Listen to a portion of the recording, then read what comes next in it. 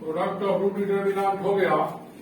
अब कुछ सवाल है, ऐसे डिफरेंशिएशन ऑफ डिटर्मिनांट भी है जो हम आपको अगले वीडियो में बता देंगे। एक सवाल है, कहता है if delta R equal R minus one का whole square R minus one का whole cube N 2n square 3n cube 6 4n minus 2 3n square minus 2n comma so that sigma delta R का value 0 जब are 1 से लेकर n तक लिया जाएगा। लिखिए सवाल सब लोग।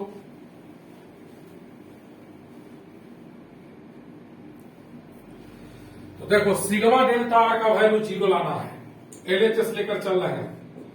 सिग्मा का मतलब होता है ऐड करना। सीक्वेंस एंड 3 11th क्लास में पढ़ा है। सिग्मा माने ऐड करना। आर की जगह पहले 1 डालेंगे, डेल्टा 1 प्लस, फिर डालेंगे आर की जगह 2, delta 2 plus delta 3 plus delta 4 dot dot dot delta N तक। सिग्मा का मतलब ऐड करना। आर वेरिएबल है, lower limit 1 upper limit n, यानी 1 डालेंगे, उसके बाद कंजिक्यूटिव इंटीजर 1 के बाद 2, 2 के बाद 3, हर दो टर्म के बीच प्लस का साइन इक्वल। डेल्टा 1 कहां से आएगा? तो देखिए डेल्टा 1 यहाँ डेल्टा आर में आर की जगह 1 डालेंगे, 1 minus 1 0 1 minus 1 0 0 n 2n square 3n cube 6 4n minus 2 3n square minus 2n। Second और थर्ड कॉलम चेंज नहीं करेगा, वो जो है सब डिटर्मिनांट में रहेगा प्लस डेल्टा 2। तो डेल्टा 2 में जहां जहां आर है 2 डालिए, 2 माइनस 1 1 2 माइनस 1 हमारा 1 हो गया, 1 का स्क्वायर 1 का क्यूब, बाकी सेम रहेगा n 2n square 3n cube 6 4n minus 2 3n square minus 2n plus delta 3 R की जगह इसमें 3 डालिए, 3 माइनस 1 2 2 का स्क्वायर 2 का क्यूब, यहां n 2n square 3n cube 6 4n minus 2 3n square minus 2n plus 4 डालेंगे तो 4 माइनस 1 3 4 माइनस 1 3 4 माइनस 1 3, यानी फर्स्ट कॉलम आएगा 3 3 का स्क्वायर 3 का क्यूब, बाकी जो दो लाइन है वो जो है वही रहेगा 6 4n minus 2 3n square minus 2n plus dot dot dot dot delta N का मतलब आर के जगह n डालना है इसमें, तो n माइनस 1 का वैल्यू होगा यहाँ n माइनस 1 का स्क्वायर n माइनस 1 का cube n 2n square 3n cube 6 4n minus 2 3n square minus 2n। तो आप देखिए आरएचएस में ऐसा n डिटर्मिनांट का सम है, तो इसको सिंगल डिटर्मिनांट के फॉर्म में लिख सकते हैं।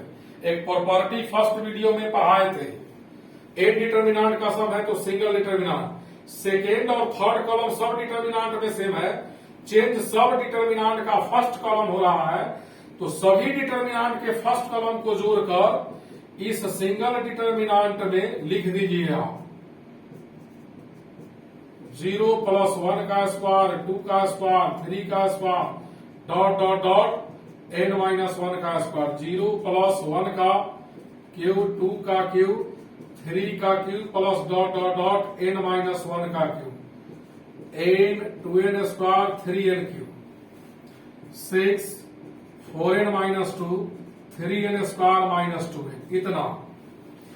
अब देखिए ये क्या हुआ, ये लगातार n माइनस 1 नेचुरल नंबर का सम है, इसका formula n into n minus 1/2 होगा। ये लगातार n नेचुरल नंबर के n माइनस 1 नेचुरल नंबर के स्क्वायर का सम है, n into n minus 1 into 2n minus 1 by 6,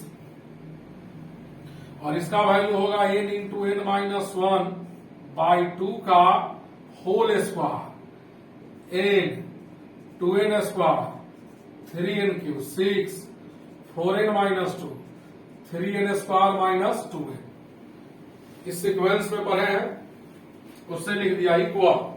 first column में आपका कॉमन क्या है वो देखिए, n into n minus 1/2 common है फर्स्ट कॉलम में, तो यहां बचेगा 1, यहां बचेगा 2n माइनस 1/3 और यहां बचेगा n into n minus 1/2 n 2n square 3n³ 6 4n minus 2 3n square minus 2 है। फर्स्ट कॉलम में 6 से मल्टीप्लाई कीजिए, तो फर्स्ट कॉलम में 6 से मल्टीप्लाई करेंगे equal n into n minus 1/2 है। 6 से नीचे डिवाइड किया और फर्स्ट कॉलम में 6 से मल्टीप्लाई करेंगे, 6 1 जा 6, इसमें 6 से मल्टीप्लाई करेंगे तो 3 2 जा 6, तो 2 2 जा 4n माइनस 2 बचेगा। इसमें 6 से मल्टीप्लाई करेंगे तो 3 n into n square minus 3n बचेगा, n 2n square 3n³ 6 4n minus 2 3n square minus 2 है। अब देखिए इस डिटर्मिनांट के फर्स्ट कॉलम और थर्ड कॉलम में, फर्स्ट कॉलम और थर्ड कॉलम का एलिमेंट सेम है कि ये क्या है, फर्स्ट कॉलम में 6 से मल्टीप्लाई किए हैं, दो लाइन इक्वल आ गया डिटर्मिनांट में, फर्स्ट कॉलम और सेकेंड कॉलम, तो डिटर्मिनांट का value 0, n into n minus 1/12 into 0 equal 0। उतारिए,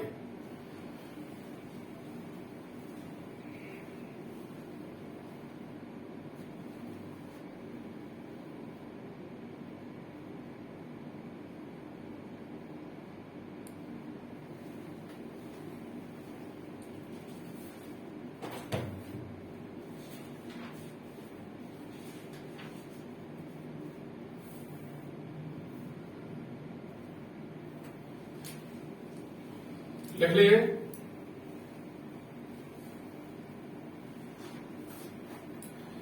अब देखिए आप लोगों को हम पढ़ाने जा रहे हैं system of linear equations, 2 variable में, 3 वेरिएबल में, होमोजीनियस और नॉन होमोजीनियस, जेईई मेंस में और एडवांस में एवरी ईयर लगभग एक सवाल इससे रहता ही रहता है और बहुत ही आसान टॉपिक है। थोड़ा सा आप लोग मेहनत करेंगे तो एक सवाल इससे आपका मेंस में कंफर्म हो जाएगा। सिस्टम ऑफ लीनियर इक्वेशन यानी क्रेमर्स रूल पढ़ाने जा रहे हैं हम लोग डिटर्मिनांट के मेथड से। जरा ध्यान से देखिए, हम लोग पढ़ने जा रहे हैं solution of system of linear equation. Heading तो सब लो जी, solution of system of linear equations, heading दीजिए सब लोग।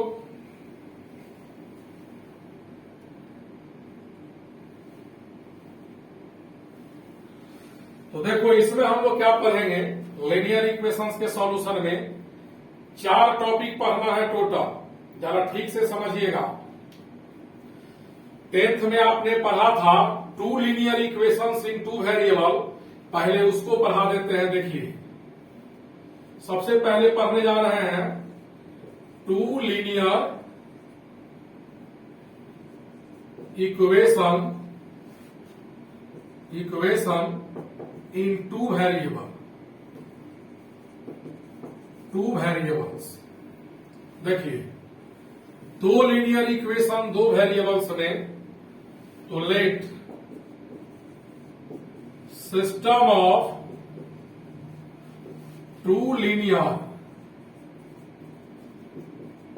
Equation, 2 linear equations in 2 variables are a1x plus b1y plus c1 equal 0, second a2x plus b2y plus c2 equal 0।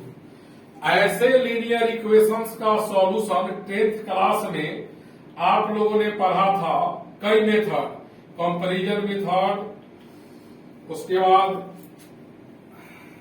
Displacement method, cross multiplication method. तो 10th में आपने पढ़ा होगा ऐसे linear equation को क्रॉस मल्टीप्लीकेशन मेथड से सॉल्व करना।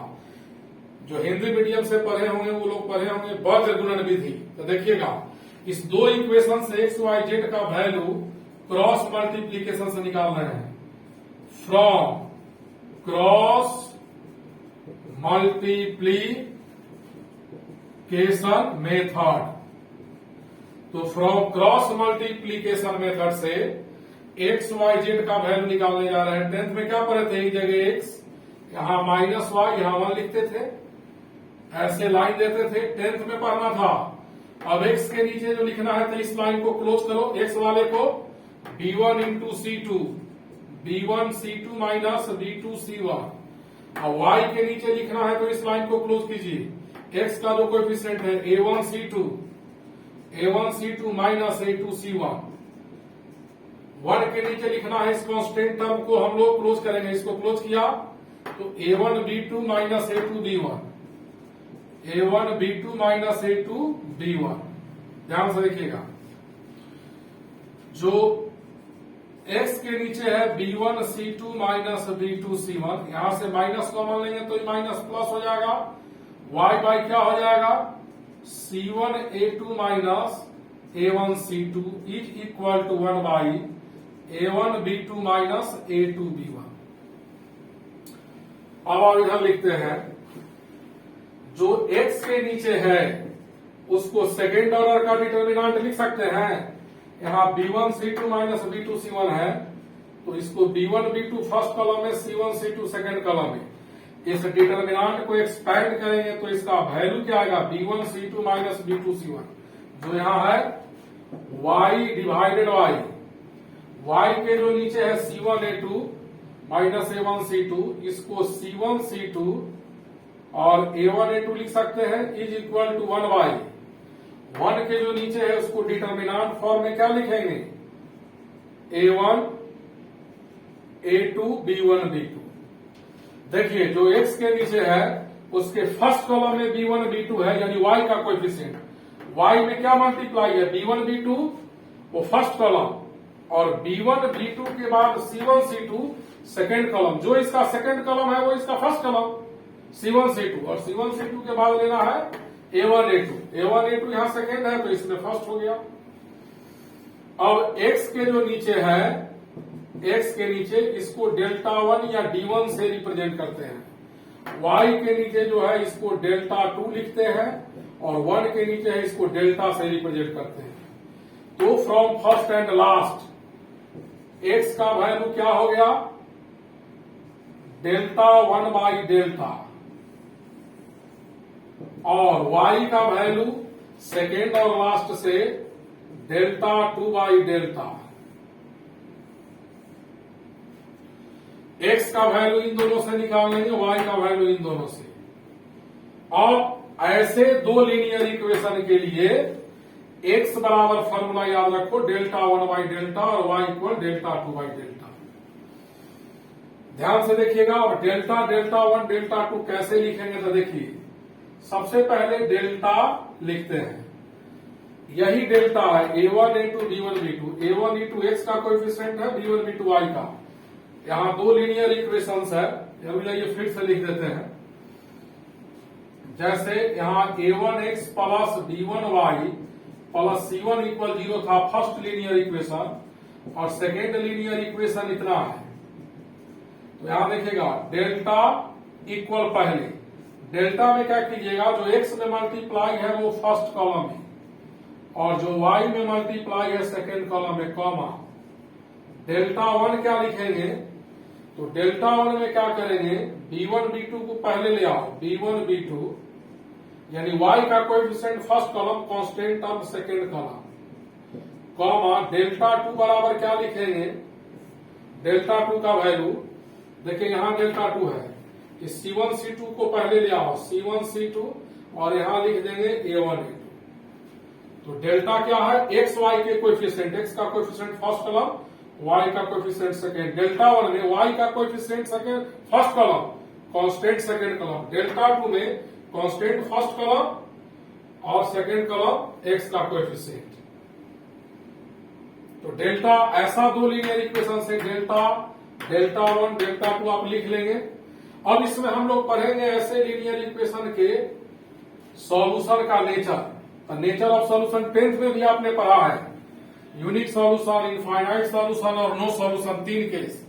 वही चीज पढ़ाने जा रहे हैं, पहले इतना उतारिए सब लोग।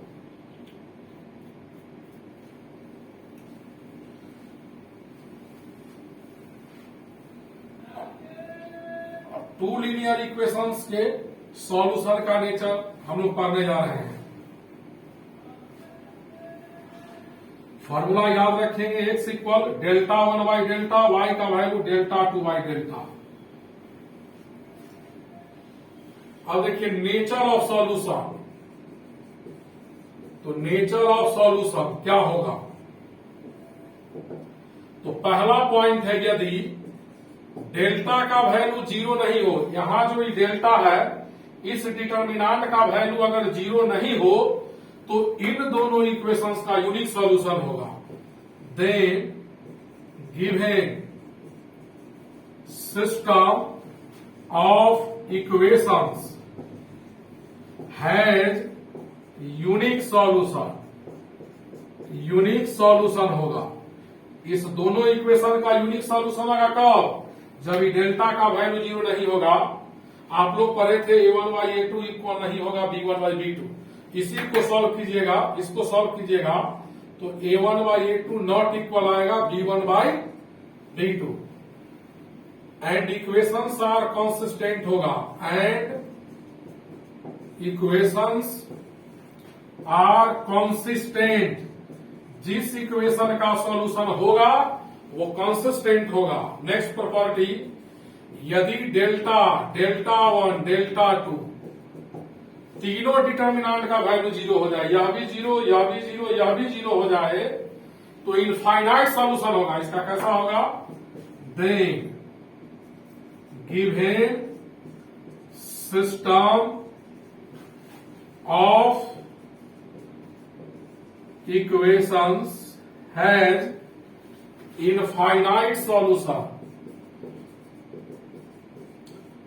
infinite solution and equations are consistent। Solution एक हो या अनेक, बिहार बोर्ड वाले या हिंदी मीडियम वाले पढ़े होंगे इस केस में एक हल होगा, इसमें पढ़े होंगे अनंत हल होगा, इनफाइनाइट सॉल्यूशन। अगर इस तीनों डिटर्मिनेंट का वैल्यू 0 हो गया तो इस इक्वेशन का इनफाइनाइट सॉल्यूशन होगा। थर्ड नंबर प्रॉपर्टी, यदि डेल्टा 0 हो but at least one of the delta 1 and delta 2 are non zero, यानी कि डिटर्मिनांट डेल्टा का वैल्यू 0 हो और इन दोनों में से दोनों 0 नहीं हो या कोई एक 0 नहीं हो, डेल्टा 1 डेल्टा 2 दोनों 0 नहीं हो या कोई एक 0 नहीं हो तो इसका no solution, non zero. Then given system of equations has no solution, तब इस दो इक्वेशंस का कोई भी सॉल्यूशन नहीं होगा, हैज नो सॉल्यूशंस। और जिसका सॉल्यूशन नहीं होगा वो इक्वेशन इनकंसिस्टेंट होगा, and equations are inconsistent.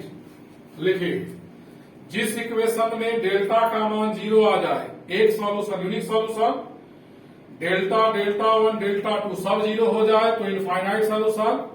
Delta 0 हो लेकिन डेल्टा 1 डेल्टा 2 में कोई एक का मान 0 नहीं हो या दोनों का मान 0 नहीं हो तो नो सॉल्यूशन होगा। लिखिए सब लोग,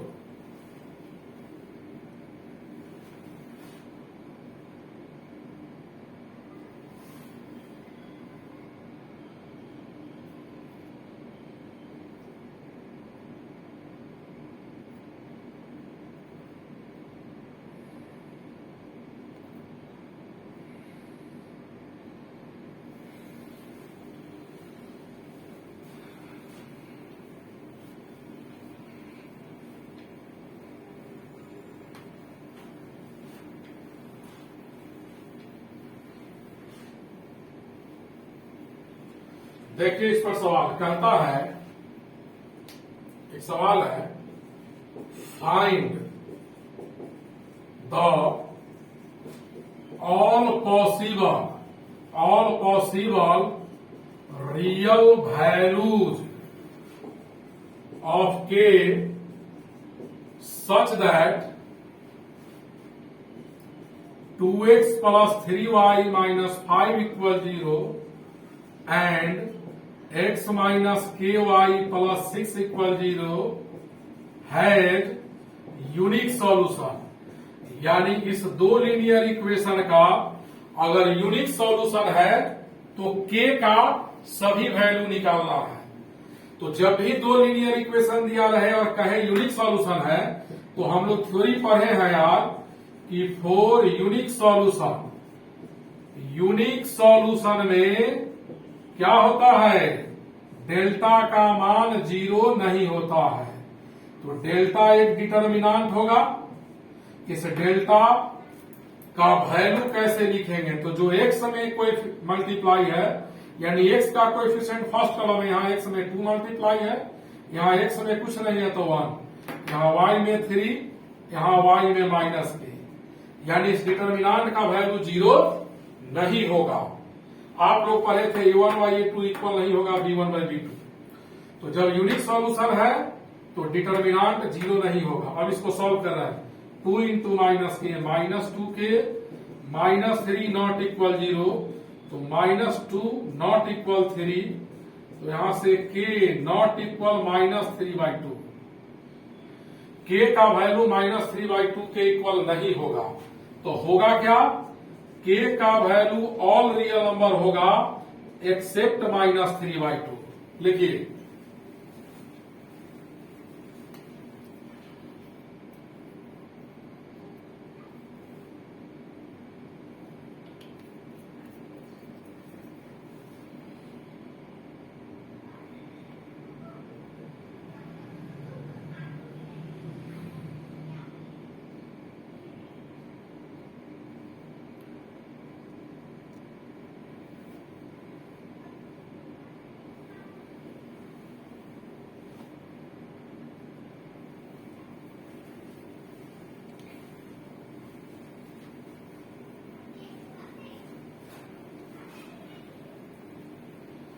इसमें ट्रिग्नोमेट्री से रिलेटेड भी सवाल आता है।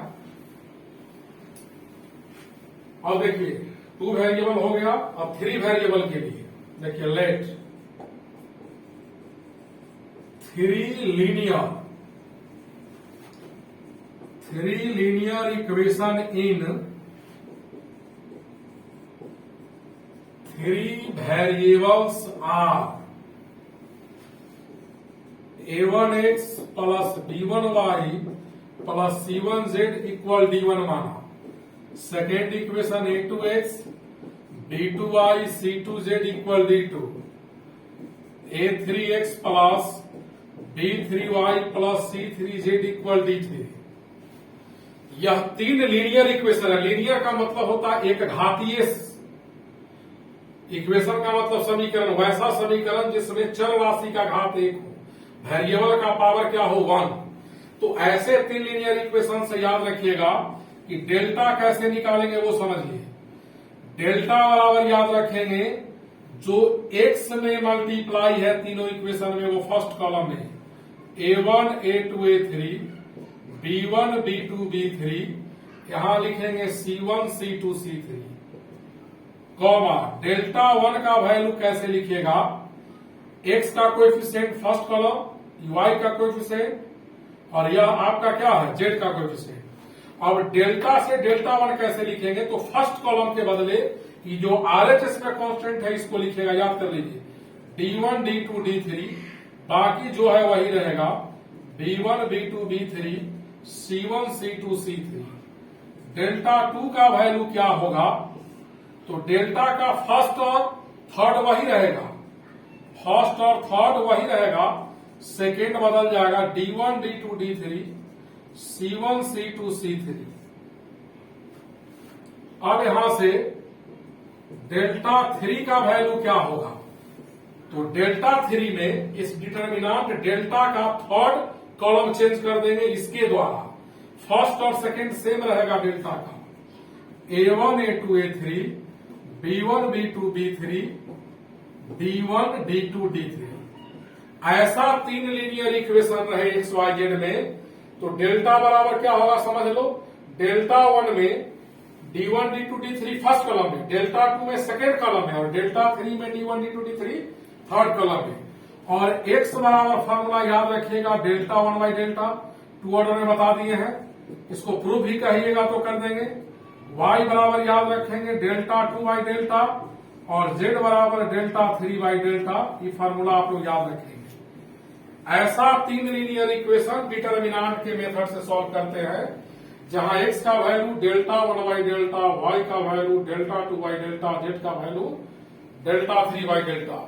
डेल्टा कैसे निकला, डेल्टा 1 डेल्टा 2 डेल्टा 3, आराम से देखो एकदम निकल।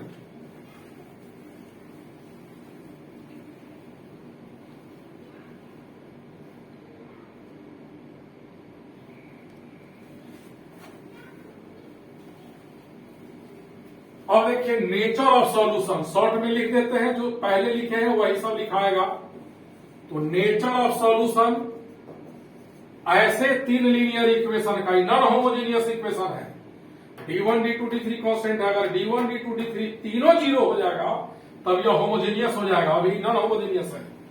नेचर ऑफ सॉल्यूशन में वही कंडीशन है, अगर इस डिटर्मिनांट का वैल्यू जो डेल्टा देख रहे हैं जीरो नहीं होगा, देन इक्वेशंस है यूनिक सॉल्यूशन। दिएगा इक्वेशंस का, इक्वेशंस है यूनिक सॉल्यूशन, शॉर्ट में लिख देते हैं unique solution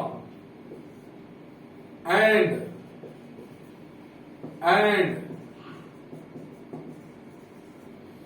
equations are consistent। इक्वेशन क्या होगा, कॉन्सिस्टेंट होगा। इफ डेल्टा का वैल्यू, डेल्टा 1 का वैल्यू, डेल्टा 2 का वैल्यू और डेल्टा 3 का वैल्यू जीरो हो जाए, इस सब डिटर्मिनेंट का वैल्यू जीरो हो जाए, तो इस 3 लीनियर इक्वेशन का इनफाइनाइट सॉल्यूशन होगा। Then given equations has infinite solution and equations are consistent। equations are consistent। तीसरा पॉइंट, ये कैसे होगा इनफाइनाइट सॉल्यूशन वो समझ लीजिए। इसमें से किसी एक को उठाते हैं, तो x इक्वल है डेल्टा 1 बाई डेल्टा, तो यहां से x इंटू डेल्टा बराबर डेल्टा 1 होगा। इसको इससे मल्टीप्लाई किया। अब आप देखिए डेल्टा डेल्टा 1 डेल्टा 2 डेल्टा 3 सब जीरो है, तो जब यहां x इंटू जीरो लिखेंगे, डेल्टा का वैल्यू जीरो डेल्टा 1 जीरो, तो जीरो में x के बदले कौन सा नंबर पुट करके मल्टीप्लाई करें कि जीरो हो।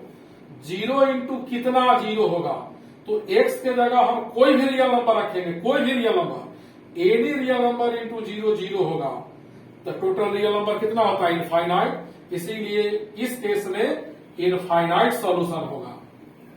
अब आइए, अगर डेल्टा का वैल्यू जीरो हो but at least one of the, at least one of the delta 1, delta 2 and delta 3 are non-zero, यानी डेल्टा जीरो हो लेकिन डेल्टा 1 डेल्टा 2 डेल्टा 3 में से कम कोई एक जीरो नहीं हो, इन तीनों में से कोई एक जीरो नहीं हो, या कोई दो जीरो नहीं हो, या तीनों जीरो नहीं हो, then given equations has no solution, तब कोई हल नहीं होगा। एंड इक्वेशंस आर इनकॉन्सिस्टेंट, कोई हल नहीं होगा और इनकॉन्सिस्टेंट होगा। नो सॉल्यूशन क्यों होगा, तो देखिए यहां से x into delta equal delta 1। मान लो डेल्टा का वैल्यू हम 0 डाल दें और यह 0 नहीं हो, तो 0 में क्या गुना करें कि 0 नहीं हो, तो 0 गुने कुछ भी 0 होगा और यह 0 नहीं है। इसका मतलब x की जगह कोई भी नंबर पुट करेंगे तो इसको सेटिस्फाइड नहीं करेगा। लिखिए इतना।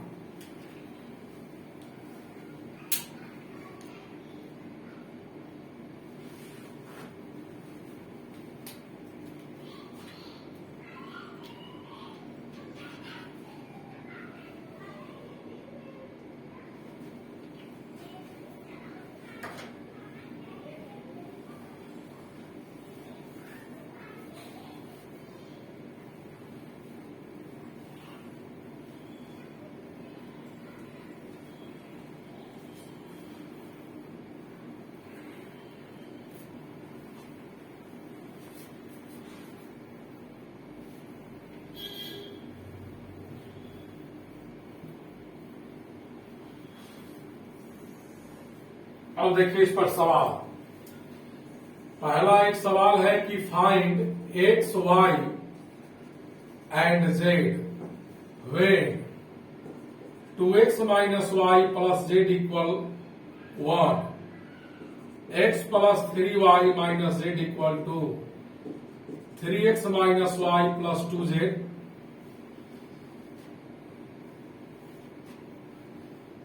इक्वल 5। तीन लीनियर इक्वेशन है, नॉन होमोजीनियस। यहां से एक्स वाई जेड का मान निकालना है। तो देखिए सबसे पहले डेल्टा लिखेंगे। डेल्टा एक डिटर्मिनेंट जिसके फर्स्ट कॉलम में एक्स का कोएफिशिएंट 2 1 3 2 1 3, यहां वाई का कोएफिशिएंट -1 3 -1 1 -1 2। अब डेल्टा 1 लिखेंगे। डेल्टा 1 का वैल्यू ये जो फर्स्ट कॉलम है इसके बदले कांस्टेंट लिखेंगे 1 2 5, बाकी जितना है उतना लिखेंगे 1 -1 2। डेल्टा 2 के जगह क्या करेंगे, इसका सेकेंड कॉलम एलिमिनेट करेंगे, कांस्टेंट टर्म जो RHS में है इक्वेशन के उसके द्वारा, बीच वाले को 1 2 5।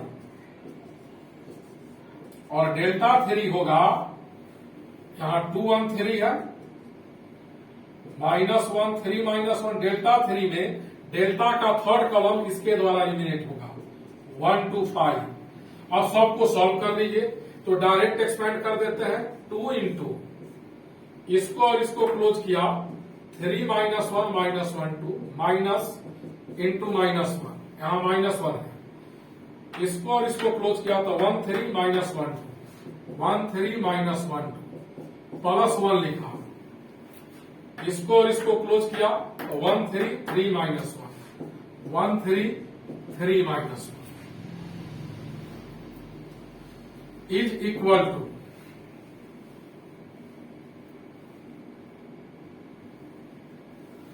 इसका वैल्यू निकाल लीजिए। 2 इंटू 3 2 जा 6 -1 प्लस 1 हो जाएगा 2 प्लस 3 प्लस 1 -1 -9। 6 से 1 गया 5, तो 5 2 जा 10, 5 2 जा यहां पर लिख देते हैं 10, 5 2 जा 10, 3 प्लस 2 5 और ये -10। 10 से 10 कटा 5 आया है। इसको एक्सपेंड करते हैं 1, इसको और इसको बंद किया 3 -1 -1 2 माइनस -1। इसको और इसको क्लोज किया 2 5 -1 2 प्लस 1। इसको और इसको क्लोज किया 2 3 5 -1 इक्वल 1। 2 3 जा 6 -1 plus 1 4 plus 5 plus 1 minus 2 minus 15 is equal to 6 minus 1 5 plus 9 5 plus 4 minus 70 9 plus 5 14 और 14 माइनस 17 माइनस 3 और डेल्टा 2 का वैल्यू 2 माइनस 1 प्लस 1 2 के अंदर देखिएगा इसको और इसको क्लोज किया तो 2 5 माइनस 1 2 यहां क्या लिखेंगे 1 3 माइनस 1 2 यहां क्या लिखेंगे हम लोग 1 2 3 5 और यहां 1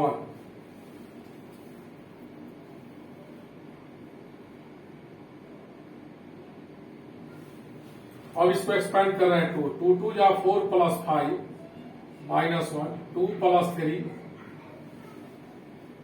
2 plus 3 plus 1 5 minus 6 5 plus 4 9 not to the 80 minus 5 minus 1 minus 6 12 आया इसका वैल्यू निकालते हैं 2 into determinant 3 minus 1 2 5 minus minus 1 expand कर रहे हैं फर्स्ट रो के नाम 1 3 2 5 प्लस 1 1 3 3 माइनस 1 2 5 3 या 15 plus 2 plus 1 5 minus 6 plus 1 minus 1 minus 9 equal 15 plus 2 17 2 या 34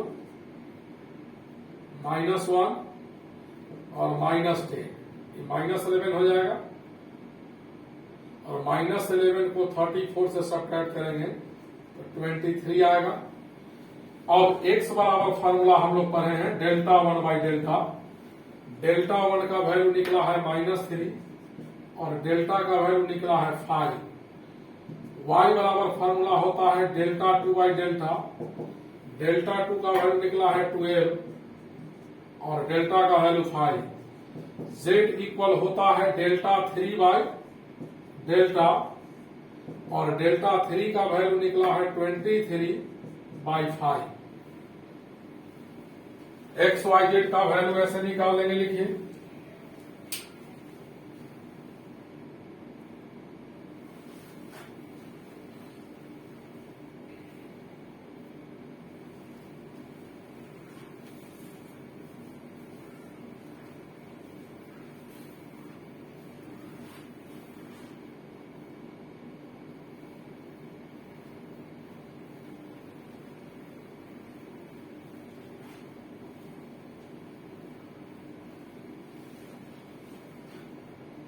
इस पर एक सवाल देखो बनवाते हैं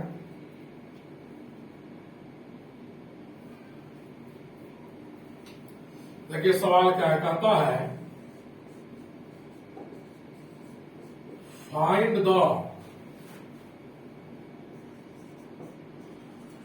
वैल्यूज ऑफ k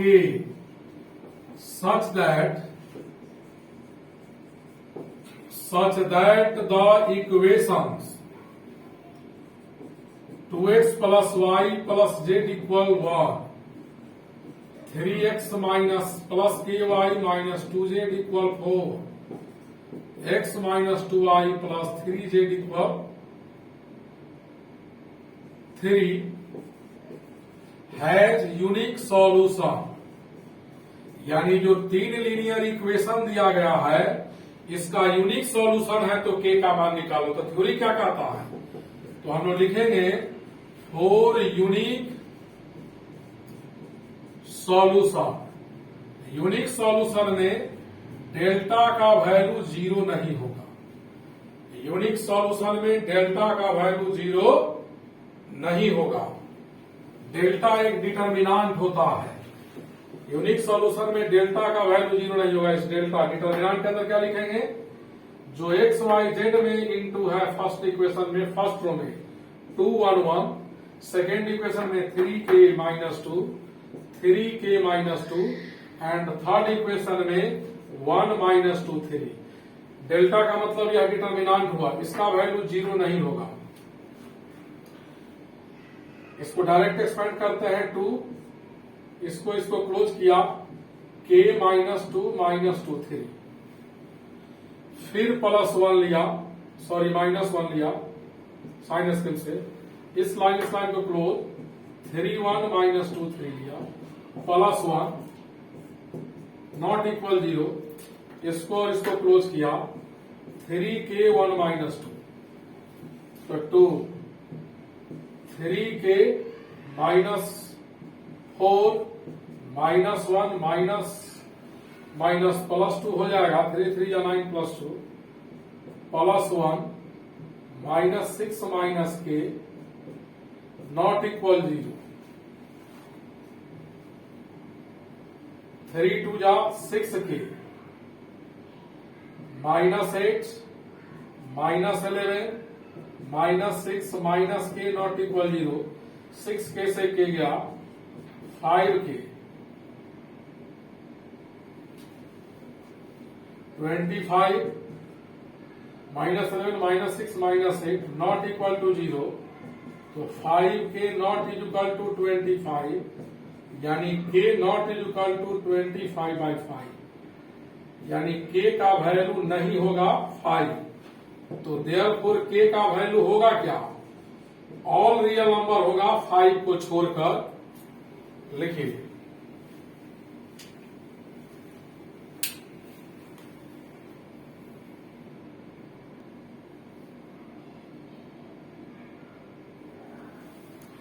लिख लिए सब लोग।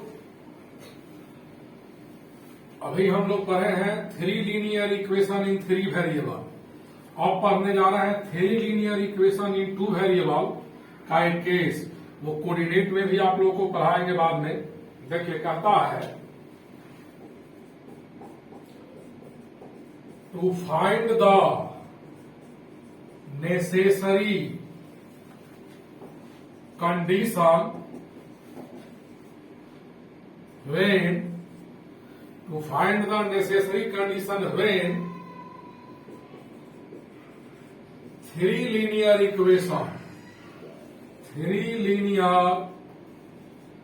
equations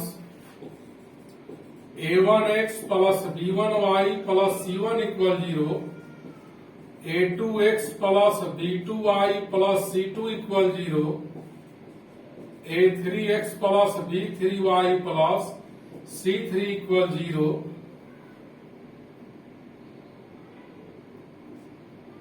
is consistent। सवाल लिखिए सब लोग।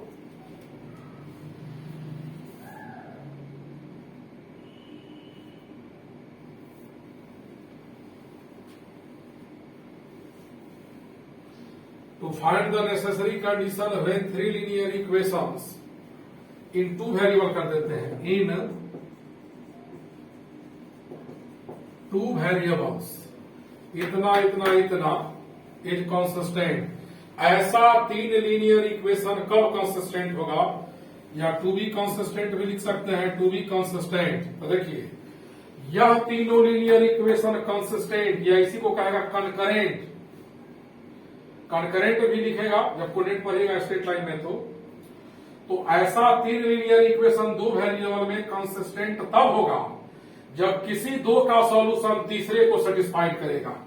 चलो ये मान लिया first equation is second is third. मान लो पहला 2 से एक्स वाई का वैल्यू निकाला और तीसरा को सेटिस्फाइड कर दिया, तो तीनों कंसिस्टेंट होगा। सेकेंड और थर्ड का सॉल्यूशन फर्स्ट को सेटिस्फाइड किया, फिर भी कंसिस्टेंट होगा। फर्स्ट और थर्ड का सॉल्यूशन सेकेंड को किया, फिर भी कंसिस्टेंट होगा। कंसिस्टेंट का मतलब इस तीनों में से किसी 2 का सॉल्यूशन रिमेनिंग इक्वेशन को सेटिस्फाइड करेगा। लिख देते हैं if solution of any two equations out of given three equations, out of given three equations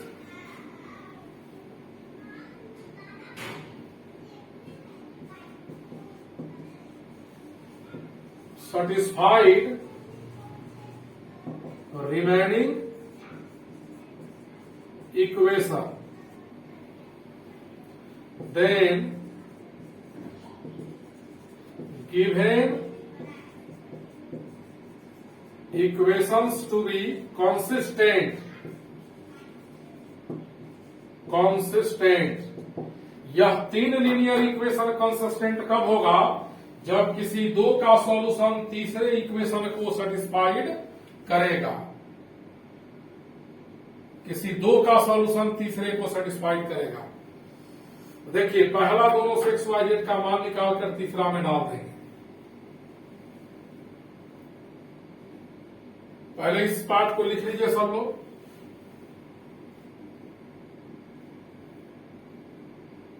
देख लीजिए उधर, इसको नोट जरूर कर लीजिएगा। किसी दो का सॉल्यूशन एक को सेटिस्फाइड करेगा तो यह तीनों लीनियर इक्वेशन कंसिस्टेंट होगा। अब देखिए, इसको मिटा रहे हैं।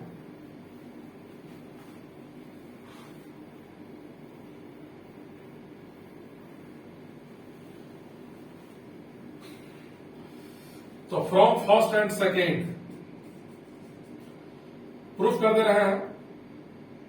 From first and second by cross multiplication method. Cross multiplication method. तो क्रॉस मल्टीप्लीकेशन मेथड से फर्स्ट और सेकेंड से एक्स और वाई का वैल्यू निकालने जा रहे हैं।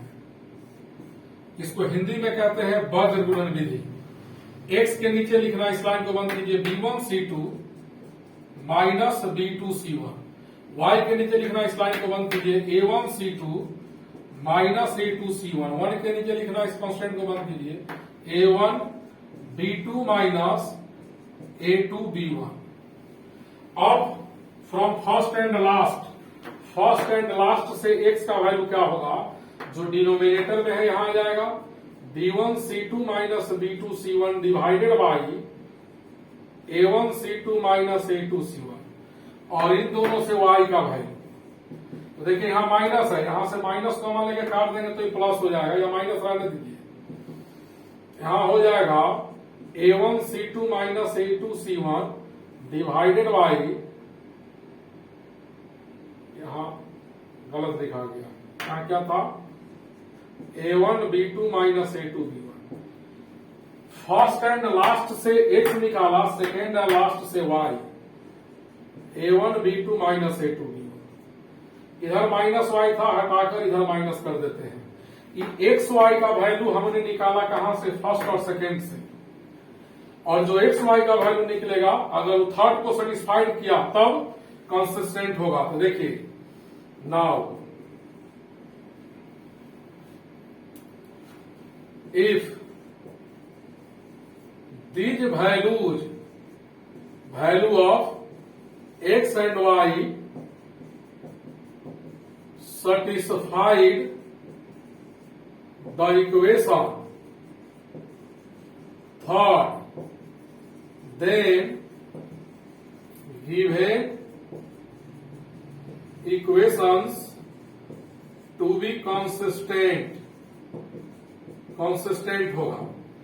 एक्स वाई का यह वैल्यू अगर इस थर्ड इक्वेशन को सेटिस्फाइड कर दे तो देखो A3 इंटू एक्स है, एक्स का वैल्यू इतना डालिए, B1C2 minus B2C1 divided by A1B2 minus A2B1। Y का वैल्यू निगेटिव है, यहां वाई डालेंगे प्लस है तो क्या हो जाएगा, minus B3 A1C2 minus A2C1 divided by A1B2 minus A2B1 plus C3 equal 0। Denominator को एलसीएम ले लेते हैं तो क्या हो जाएगा, A3 B1C2 minus B2C1 minus B3 A1C2 minus A2C1 plus C3 A1B2 minus A2B1 equal 0। ये जो लिखा हुआ है इसको हम यहां लिखते हैं डिटर्मिनांट के फॉर्म में।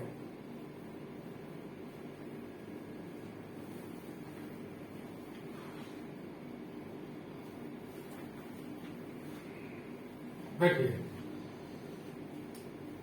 ये जो लास्ट में लिखा हुआ है इसको हम लोग डिटर्मिनांट लिख सकते हैं थर्ड ऑर्डर का। A3 B3 C3 A2 B2 C2 A1 B1 C1 equal 0। इस डिटर्मिनांट को थर्ड रो के लॉन्ग एक्सपैंड करेंगे तो यह एक्सप्रेशन आ जाएगा। देख लीजिए थर्ड रो के लॉन्ग एक्सपैंड करेंगे तो इसका एक्सपेंशन करेंगे थर्ड रो के लॉन्ग तो इतना आएगा। तो this is the required condition, this is the required condition. केवल यही आप याद रखिए, प्रूफ छोड़ दीजिए, लिख भी सकते हैं उसको, नहीं भी, इसको नहीं भूलिएगा। This is the required condition for consistent of 3 linear equations. 3 linear equation consistent तब होगा जब इस डिटर्मिनांट का वैल्यू 0 होगा और इस केस में यूनिक सॉल्यूशन होता है। इस केस में क्या होता है, in this case system of equations have unique solution. Unique solution देखिए इस बार यूनिक सॉल्यूशन में डेल्टा 0 है और पिछला जो थ्योरी पढ़ाए थे उसमें यूनिक सॉल्यूशन में डिटर्मिनांट 0 नहीं था। यहां डिटर्मिनांट 0 है यूनिक सॉल्यूशन में। यहां 2 वेरिएबल में 3 इक्वेशन है, वहां 3 वेरिएबल में 2 इक्वेशन था।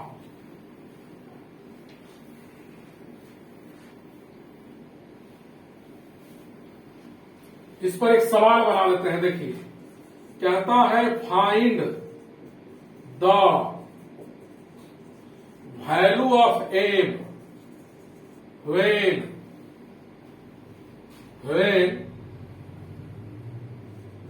2x plus my minus 1 equal 0, x minus 3y plus 2 equal 0, 2x plus y plus 3 equal 0,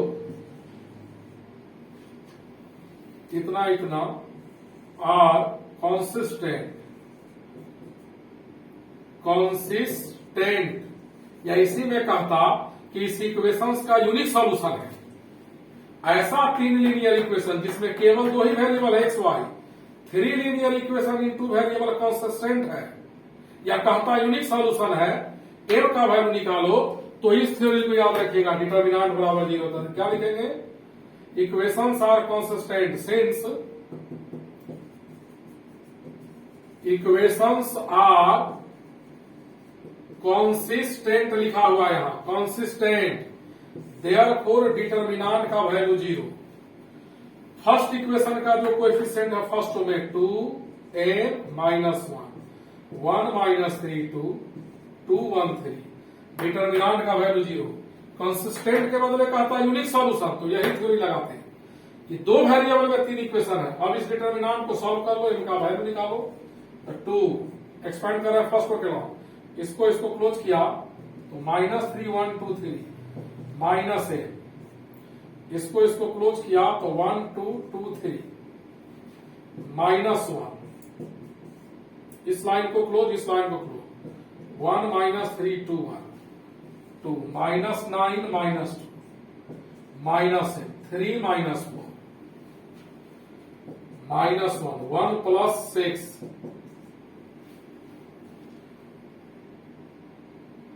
11 two या माइनस 22 प्लस m हो जाएगा, यहां 1 बचेगा, माइनस 1 माइनस से मल्टीप्लाई होगा, minus 7 equal 0। implies that m equal 20 to 7 29 आया, m का value उतारिए।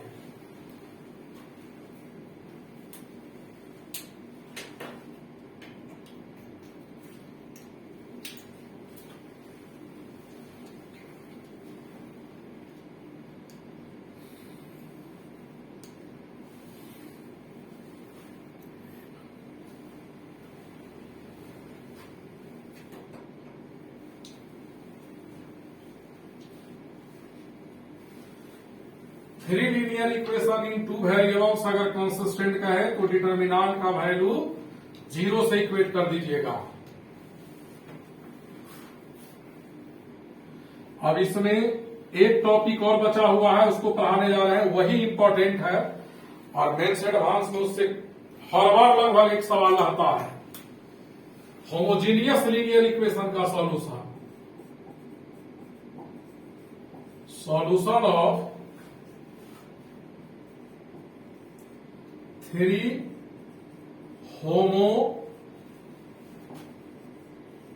homogeneous linear equations in three variables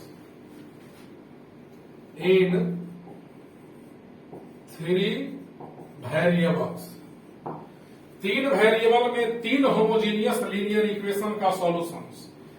तो तीन लीनियर इक्वेशन है, अगर होमोजेनियस है दो तरह का सॉल्यूशन देता है, एक ट्राइवल सॉल्यूशन और दूसरा नॉन ट्राइवल सॉल्यूशन। तो देखिए इसको स्टार्ट करना है। लेट थ्री इसको याद रखेगा सब आदमी, homogeneous linear equation in three variables are a1x plus b1y plus c1z equal 0। तीन लीनियर इक्वेशन तीन वेरिएबल। होमोजीनियस का हिंदी होता है समघातीय समीकरण। होमोजीनियस का मतलब समघातीय, लीनियर माने एक घातीय, इक्वेशन माने समीकरण। एक वैसा समीकरण जिसमें सभी टर्म में वेरिएबल का पावर 1 हो, चर राशि का घात 1 हो सभी पदों में, इसको सम एक घातीय समीकरण कहते हैं। a3x plus b3y plus c3z equal 0। यह तीनों होमोजीनियस है और लीनियर है। लीनियर का मतलब एक्स वाई जेड का पावर सब में कितना है 1 1, और सब जगह वेरिएबल का पावर सेम है, इसीलिए होमोजीनियस इसको कहेंगे। तो होमोजीनियस लीनियर इक्वेशन तीन वेरिएबल में यह दिया हुआ है, तीन इक्वेशंस। इसका दो तरह का सॉल्यूशन होता है, ट्राइवल, नॉन ट्राइवल और बस ट्राइवल और नॉन ट्राइवल। ऐसे होमोजीनियस लीनियर इक्वेशन का सॉल्यूशन दो तरह का होता है, ट्राइवल और नॉन ट्राइवल सॉल्यूशन। तो सबसे पहले हम लोग लिखते हैं ट्राइवल सॉल्यूशन क्या होता है। अगर इस तीन लीनियर इक्वेशंस को सॉल्व करने पर एक्स वाई जेड का वैल्यू 0 आ जाए, उसको हम लोग ट्राइवल सॉल्यूशन कहेंगे।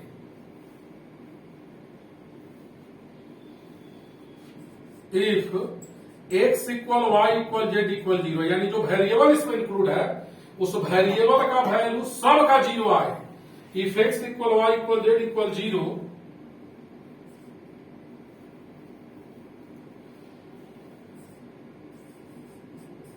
are the solution of given homogeneous linear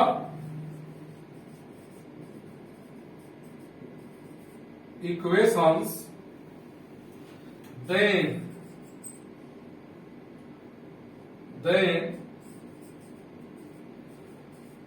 this solution is known as trivial solution.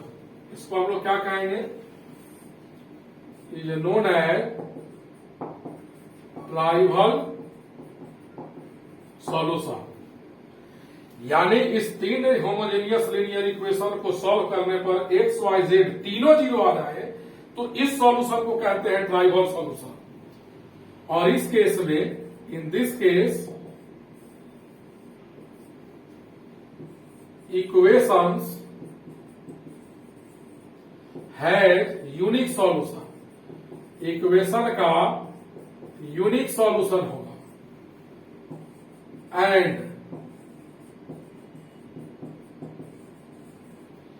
Equations are consistent होगा। कॉन्सिस्टेंट का मतलब जब सॉल्यूशन हो रहा है तो कॉन्सिस्टेंट होगा। एक्स वाई जेड तीनों जीरो तो इस सॉल्यूशन को कहेंगे ट्राइवल सॉल्यूशन। तो नॉन ट्राइवल सॉल्यूशन क्या होगा, अब हम लोग पढ़ेंगे non trivial solution. Non trivial solution होता है इस सॉल्यूशन को छोड़कर कोई भी केस आए उसको कहेंगे इसका नॉन ट्राइवल सॉल्यूशन। तो ट्राइवल में एक्स वाई जेड तीनों जीरो होगा, नॉन ट्राइवल में इन तीनों में से कोई एक जीरो नहीं हो सकता है, कोई दो जीरो नहीं हो सकता है, या तीनों जीरो नहीं होगा।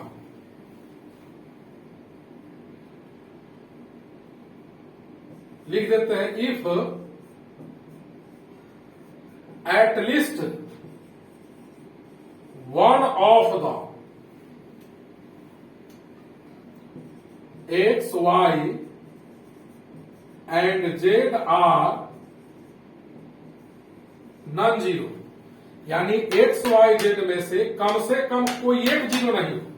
एटलीस्ट वन का मतलब इन तीनों में से किसी एक का वैल्यू जीरो नहीं हो, कोई दो जीरो नहीं हो, या तीनों जीरो नहीं हो। सीधा बात समझिए कि अगर एक्स वाई जेड तीनों जीरो तो ट्राइवल, इसके अलावा कोई भी केस आया तो non trivial. At least one of the x y and z are non zero, then given homogeneous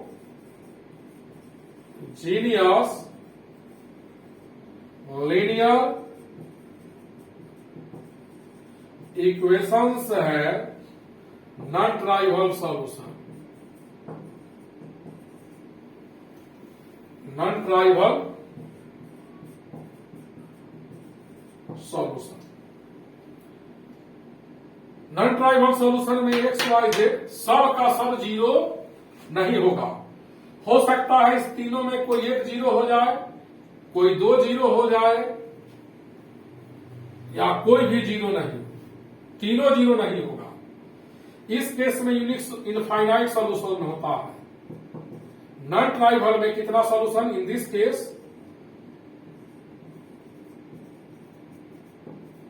equations has infinite solution. Infinite solution and equations are consistent and equations are consistent। Trivial solution का मतलब x Y z सब zero होगा, और non tribal में ऐसा solution छोड़कर कुछ भी आए। देखिए इतना,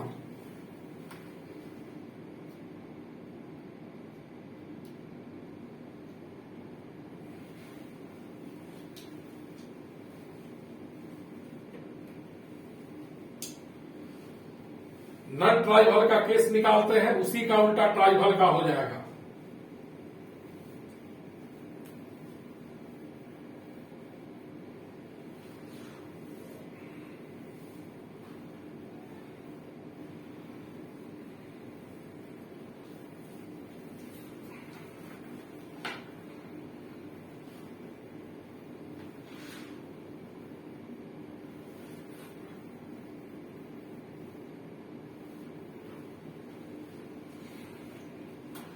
अब देखिए नेक्स्ट थ्योरी पढ़ा रहे हैं, कहता है फाइंड द कंडीशन।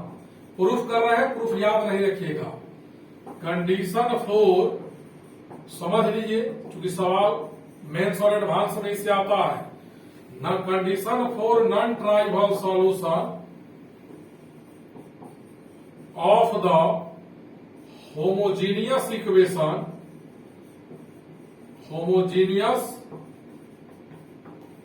equations इतना, इसको थोड़ा ऊपर लिख देते हैं, a1x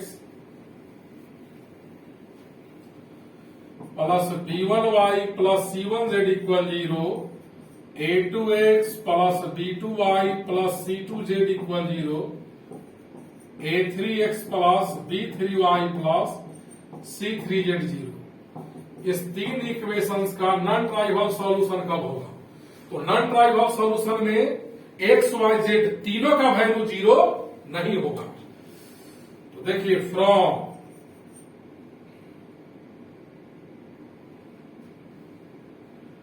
cross multiplication method, birth गुणन विधि किसको कहते हैं? Cross multiplication method, from cross multiplication method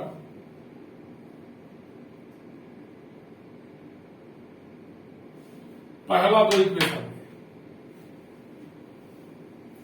ऐसे लिखते हैं, from first and second by cross multiplication method, cross multiplication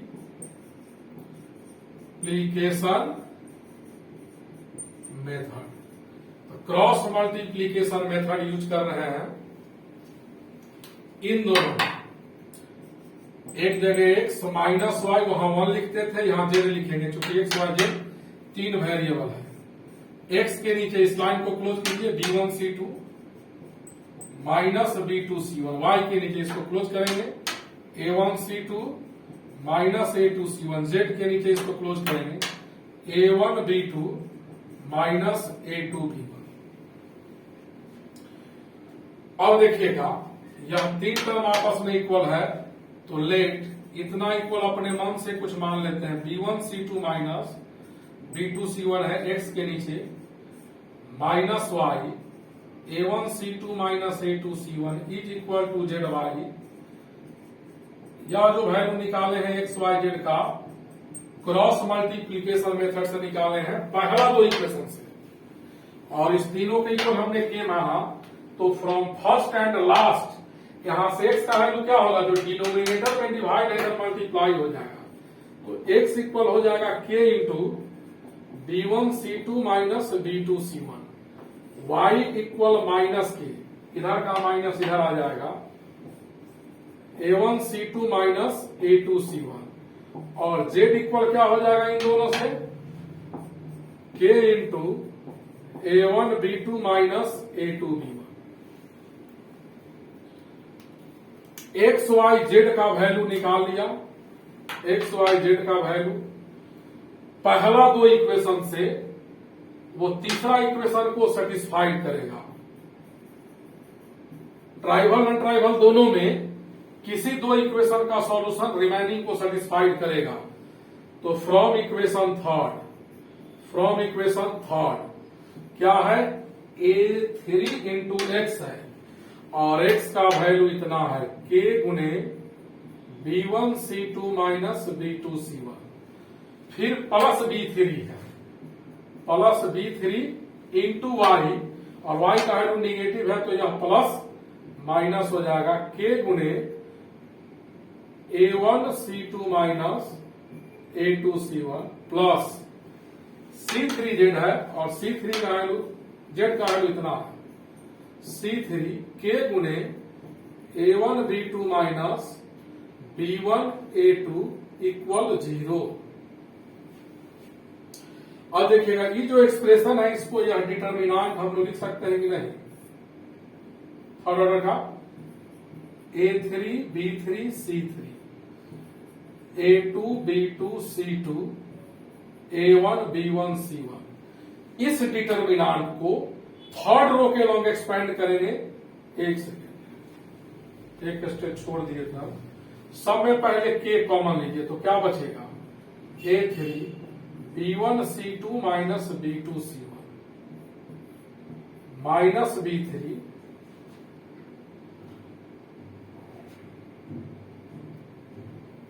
minus B3 A1C2 minus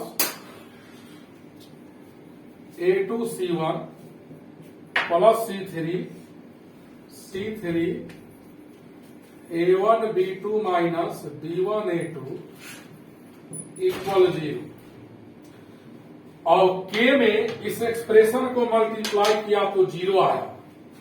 K into इतना 0 है। अब देखिए, तो एक बात तो क्लियर है कि K का वैल्यू 0 नहीं होगा। सिंस क्यों? अगर K 0 हो जाएगा, मान लो K 0 हो गया, K 0 डाल देंगे तो Z भी 0, Y भी 0, X भी 0। अगर K 0 तो यहां से X Y Z तीनों 0 और X Y Z तीनों 0, तो इसका ट्राइवल सॉल्यूशन होगा। और नॉन ट्राइवल में K का मान 0 नहीं होगा, क्योंकि K 0 तो X Y Z तीनों 0। हम कंडीशन पढ़ रहे हैं नॉन ट्राइवल का। नॉन ट्राइवल में X Y Z तीनों 0 नहीं होता है, इसीलिए K 0 नहीं होगा। तो K गुने इसका वैल्यू 0 है, और K जब 0 नहीं है तो यह एक्सप्रेशन 0 होगा। Therefore A3 B1C2 minus B2C1 minus B3 A1C2 minus A2C1 plus C3 A1B2 minus B1A2 equal 0। इस एक्सप्रेशन का वैल्यू कितना आया? 0। इसको हम लोग थर्ड ऑर्डर का डिटर्मिनेंट लिख सकते हैं। A3 B3 C3 in third row, A2 B2 C2 A1 B1 C1। इस डिटर्मिनेंट को थर्ड रो के लॉन्ग एक्सपेंड करेंगे तो यह एक्सप्रेशन आ जाएगा। यही कंडीशन हुआ।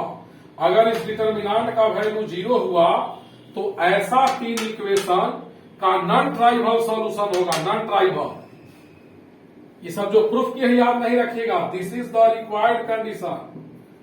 This is the required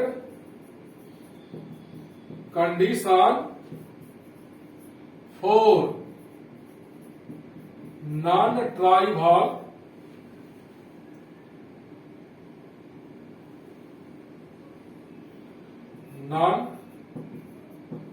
tribal solution. Non trivial solution कब होगा? जब डिटर्मिनेंट का वैल्यू 0 होगा तो नॉन ट्राइवल। तो ट्राइवल में क्या होगा? इसका उल्टा, उसमें डिटर्मिनेंट 0 नहीं होगा। नॉन ट्राइवल में डिटर्मिनेंट 0, तो ट्राइवल में डिटर्मिनेंट 0 नहीं होगा। इसको लिखिए सब लोग पहले।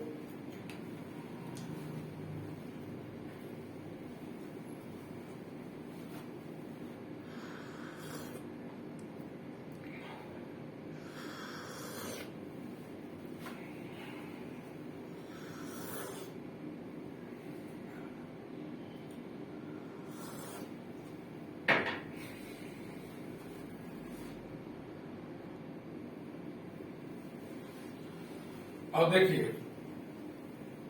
नॉन ट्राइवल में आपने पढ़ा कि डिटर्मिनेंट का वैल्यू 0 होगा। तो ट्राइवल में क्या होगा? डिटर्मिनेंट का वैल्यू 0 नहीं होगा।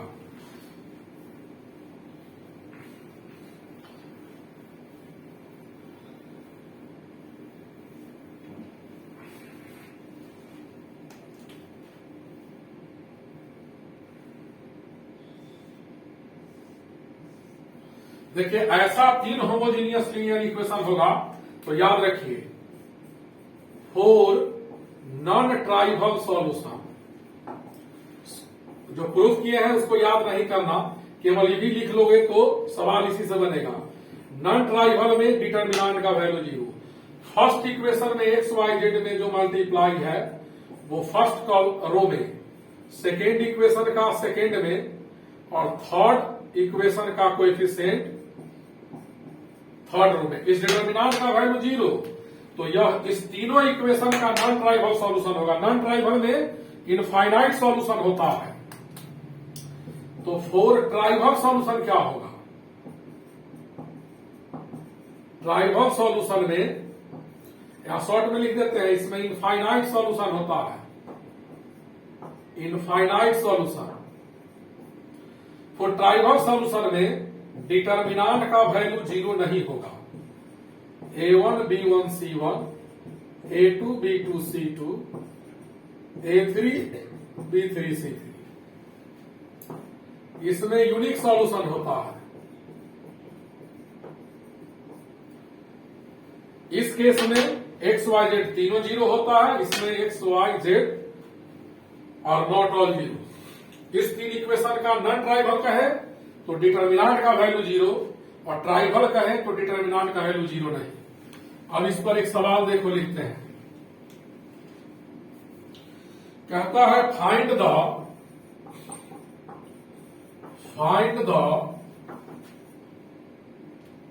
Values, find the all values of k, find the all values of k for which the system of equations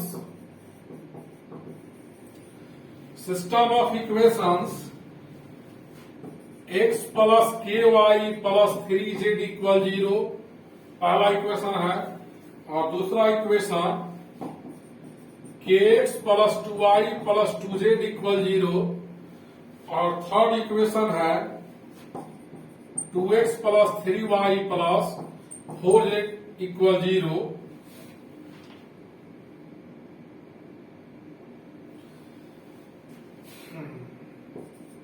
है नॉन ट्राइवल सॉल्यूशन। कहता है जो तीन इक्वेशन हमने लिखा है, इस तीनों होमोजेनियस लीनियर इक्वेशन का नॉन ट्राइवल सॉल्यूशन है, तो के का वैल्यू निकाले। तो देखिए यहां नॉन ट्राइवल सॉल्यूशन का है तो डिटर्मिनेंट जीरो के बराबर कर देंगे। तो for non trivial solution, therefore for non trivial solution determinant का वैल्यू जीरो कर देंगे। First equation x Y z में जो मल्टीप्लाई है वो फर्स्ट रो में 1k3, जो सेकेंड रो में मल्टीप्लाई है k2 2, और जो थर्ड में है 2 3 4 थर्ड रो में। यानी पहला इक्वेशन एक्स वाई जेड में जो मल्टीप्लाई है first row, second equation x Y Z का coefficient second row, third equation का थर्ड रो। अब इससे के का वैल्यू सॉल्व करके निकाल लीजिए।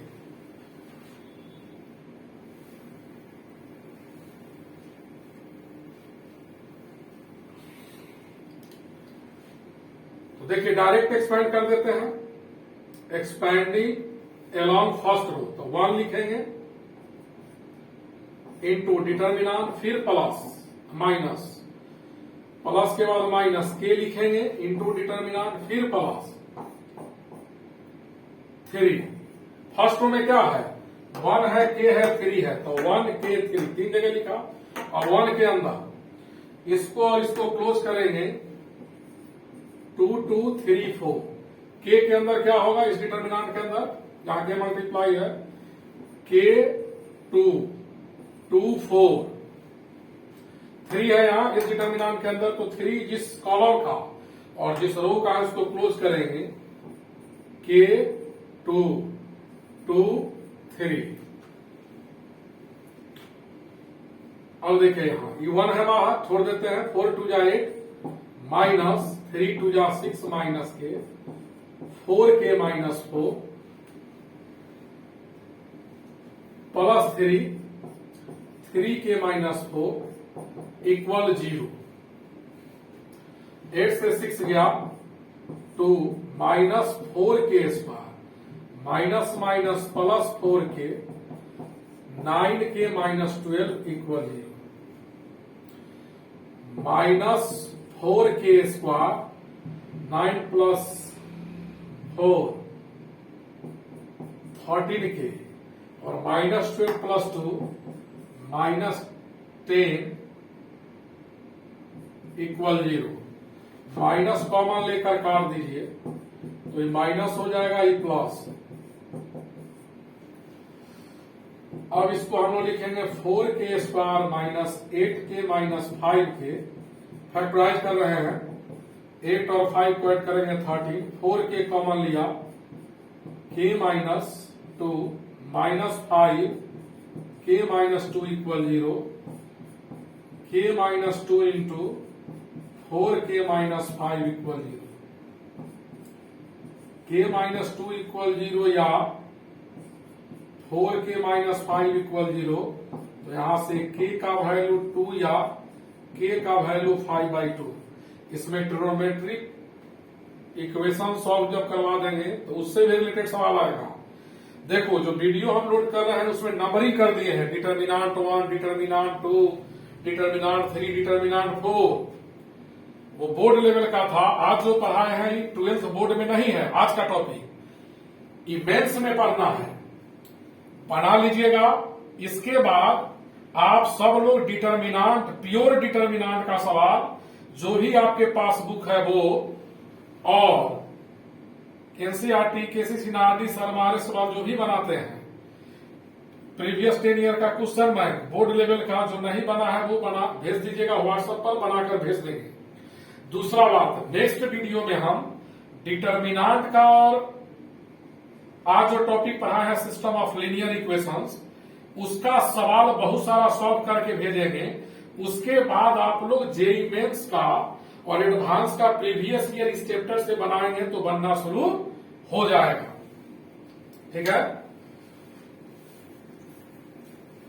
हम लोग जो डिटर्मिनांट के मेथड से आज शुरू में एक्स वाई जेड का वैल्यू निकालना पढ़े थे, उस रूल को कहते हैं क्रेमर्स रूल। क्या कहते हैं? क्रेमर्स रूल कहते हैं हम लोग। उसका हम डिफिनीशन लिख देते हैं। क्रेमर्स रूल क्या होता है? देखिए, क्रेमर्स रूल होता है solution of linear equations, solution of linear equations by determinant method, by determinant method is known as Cramer's rule, is known as Cramer's rule। जो शुरू में पढ़े हैं x इक्वल डेल्टा 1/डेल्टा, y इक्वल डेल्टा 2/डेल्टा, और जब z था तो z इक्वल डेल्टा 3/डेल्टा। डिटर्मिनांट के मेथड से जब किसी लीनियर इक्वेशन को सॉल्व करते हैं उसको हम लोग क्या कहते हैं? क्रेमर्स रूल कहते हैं। तो अगला जो वीडियो हम बनाएंगे उसमें मेंस और एडवांस का कॉम्पिटिटिव सवाल कैसे आपसे बने, वैसा सवाल और डिटर्मिनांट का टिपिकल सवाल हम डिस्कस करेंगे। तब तक आप लोग भी बनाना शुरू कर दीजिएगा, और जिनका जो सवाल नहीं बने व्हाट्सएप पर सवाल भेज दीजिएगा, ताकि उस वीडियो में आपका सवाल भी हम इंक्लूड कर दें। आज इतना ही रहने देते हैं। एक वीडियो और हम इसमें देंगे, उसके बाद मैट्रिक्स में इन कर जाएंगे। लेकिन टेर्गो में अभी आपका 3 चैप्टर 11th का बाकी है। टीटीएस अल्टरनेट में उसको भी नहीं, टीटीएस में नहीं, डिटर्मिनांट के बाद ही कर देते हैं उसको, फिर मैट्रिक्स में इन करेंगे, बीच बीच में वो भी डालते रहेंगे। ट्रिग्नोमेट्री बहुत मजबूत रखिएगा, कैलकुलस बहुत अच्छा हो जाएगा आप लोग का।